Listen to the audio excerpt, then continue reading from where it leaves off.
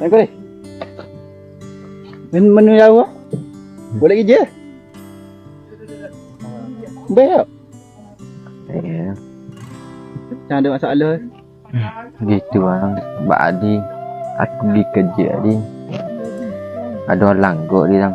Aku mikir, aku takut aku jadi masa sedunia bang. Buang siapa mikir situ. Hidup bang. Apa mikir juga, dia mikir tu. Tak baik mikir yang begitu.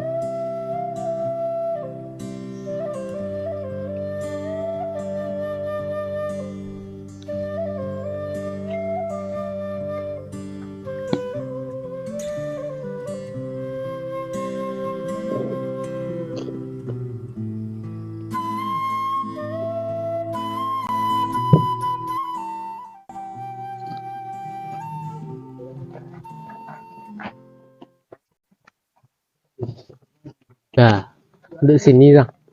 Pak baru pula. Tahu? Dah tahu dah cari mu. Apa mu sedih gini bang? Ada masalah apa? Cerita ke aku. Mana tahu aku boleh tolong. Aku mari dah jawab dia tengok.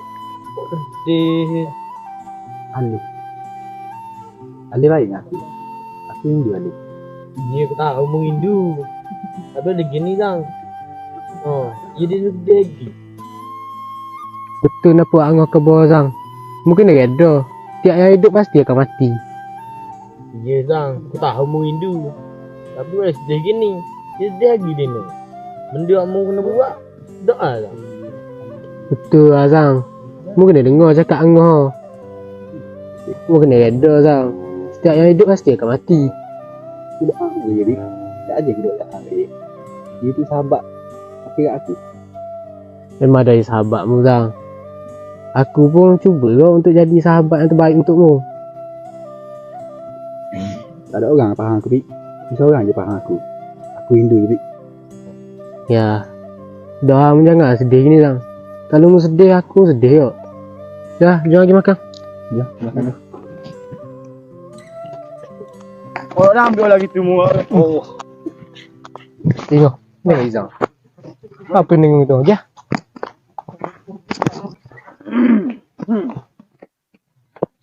Apa pula tu dah? Tak ada dapat lagi amai apa tu amai. Tak orang. Mu suruh main Zang. Aku tengok mu duduk menu, makan menu, duduk lepak menu. Mu duduk bikin apa Zang? Tahu? Petang tu Bik mu. Sedih tengok mu. Terima kasih Bik sebab ada dengan aku. Aku tahu mu nak ambil mula, nak happykan aku. Sama macam aku ngalih dulu. Tapi benda tu tak sama Bik. Tak ah. Aku tahu lah, aku tak boleh nak jadi macam Alif. Tapi aku cuba lah. Aku jujur dapat rasa Bik. Set mu memang nak buat aku happy. Tapi nak bagi ke tak fikir ke Mak Alif tu. Terima kasih Set mu. Set mu baik nak dengan aku. Ya, aku cuba lah yang terbaik. Walaupun aku ni bukan Alif. Tapi aku tahu mu sayang lah kat Ye. Tapi lagi tu aku tak. Ada sombong tu. Aku syukur sangat sebab ada lagi kawan macam mu orang macam aku nak ah. Tapi ni mungkin sebab salah aku kau. Sebab aku tak reda pergi yang je. InsyaAllah nanti lama-lama boleh terima tu. Okay lah. Siap aku pun sayang agak mu Zang. Dah, jom lagi main.